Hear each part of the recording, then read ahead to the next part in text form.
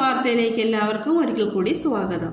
അമിതവണ്ണം കുറയ്ക്കാൻ പല വഴി തേടിയിട്ടും സാധിക്കാത്തവർക്ക് പുതിയ വഴി തുറന്നു നൽകിയിരിക്കുകയാണ് കുപ്രസിദ്ധ കുറ്റവാളി ഗോവിന്ദച്ചാമി. ചപ്പാത്തി കഴിച്ച് തടി കുറച്ചാൽ സെൻട്രൽ ജയിലിൽ നിന്ന് വരെ രക്ഷപ്പെടാം. പക്ഷേ ചാമി ഇത് തെളിയിച്ചെങ്കിലും പുറത്തെ നീക്കത്തിൽ പാളി.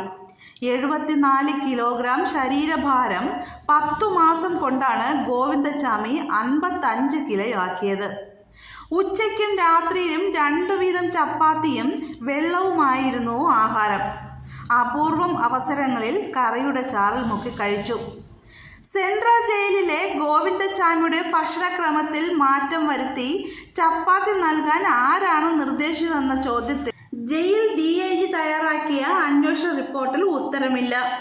ഡോക്ടറുടെ നിർദ്ദേശമുണ്ടെങ്കിലേ ഭക്ഷണക്രമത്തിൽ മാറ്റം വരുത്തുവാൻ ഉദ്യോഗസ്ഥർക്ക് അധികാരമുള്ളൂ.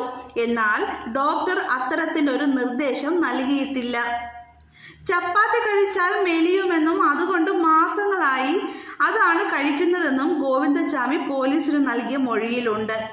ശരീരം മെലിയുന്നത് പ്രത്യക്ഷത്തിൽ ബോധ്യമായതോടെ ആ നില തുടരുകയായിരുന്നു.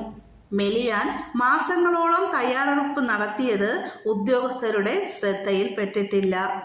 ഗോവിന്ദച്ചാമിക്ക് ജയിലിനകത്ത് പിൻബലം നൽകിയിരുന്നത് ആര്?